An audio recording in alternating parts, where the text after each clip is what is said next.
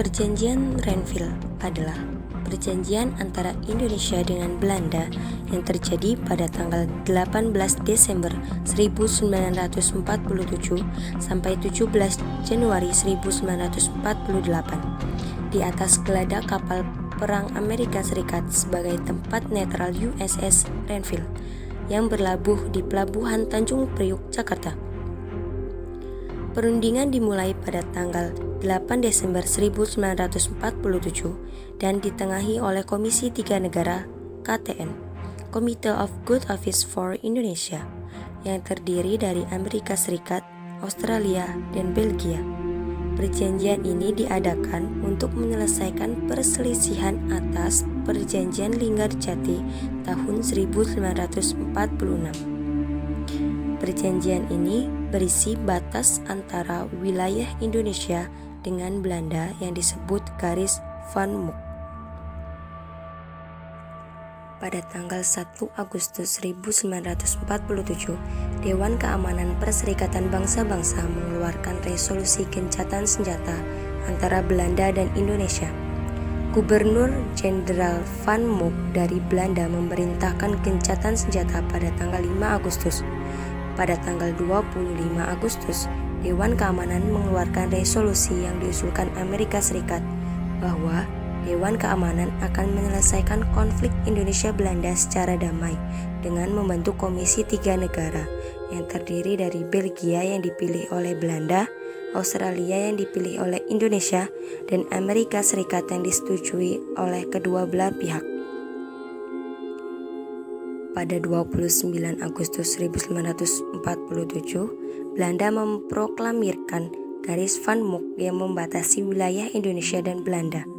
Republik Indonesia menjadi tinggal sepertiga Pulau Jawa dan kebanyakan pulau di Sumatera, tetapi Indonesia tidak mendapat wilayah utama penghasil makanan. Blokade oleh Belanda juga mencegah masuknya persenjataan, makanan, dan pakaian menuju ke wilayah Indonesia. Gencatan senjata.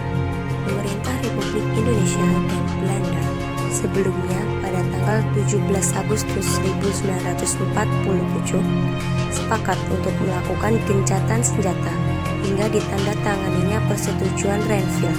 Tetapi pertempuran terus terjadi antara tentara Belanda dengan berbagai laskar-laskar yang tidak termasuk TNI, dan sesekali unit pasukan TNI juga terlibat baku tembak dengan tentara Belanda, seperti yang terjadi pada Karawang dan Bekasi.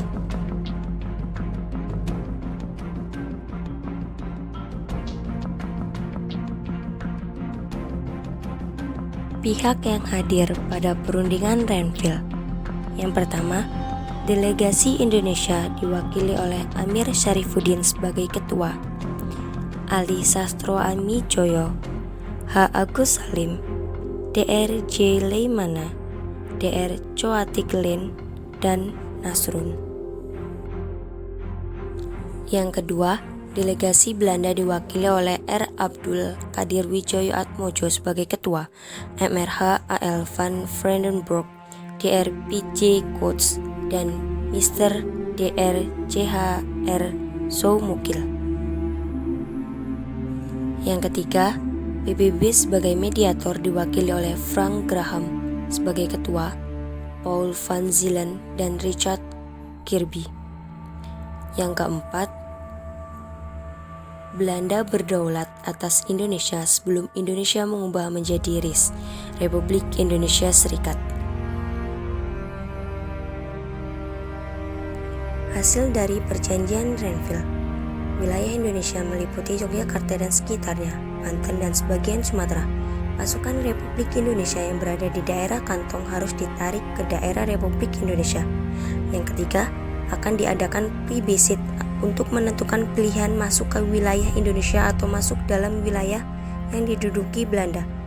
Yang keempat, Belanda tetap berdaulat atas seluruh wilayah Indonesia sampai kedaulatan Indonesia diserahkan kepada Republik Indonesia Serikat yang segera terbentuk.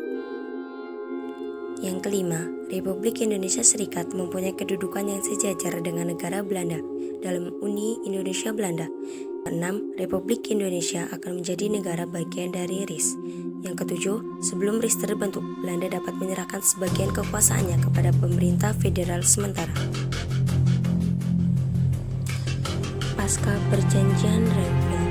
Setelah persetujuan Renville ditandatangani, pihak Republik Indonesia diwajibkan mengosongkan wilayah yang dikuasai TNI. Pada bulan Februari 1948, Divisi Siliwangi memutuskan hijrah ke Yogyakarta, Jawa Tengah. Divisi ini juga dijuluki sebagai pasukan hijrah. Yang kedua, terjadinya pengalihan wilayah Indonesia ke Belanda dan membuat Republik Indonesia mengalami penyempitan wilayah yang cukup drastis. Yang ketiga, setelah Soekarno dan Hatta ditangkap di Yogyakarta, SM Kartosuwiryo menolak dengan keras jabatan Menteri Muda Pertahanan dan Kabinet Amir Syarifuddin. SM Kartosuwiryo menganggap negara Indonesia telah kalah dan bubar, sehingga ia mendirikan Darul Islam atau Tentara Islam Indonesia. Pada 7 Agustus 1949, SM Kartosuwiryo menyatakan dengan resmi berdirinya Negara Islam Indonesia atau NII. 4. Munculnya kebencian kabinet kepada Kabinet Amir Syarifuddin, perwakilan Indonesia dalam perundingan Renville. Amir Syarifuddin dianggap sudah menjual negara sendiri kepada musuh.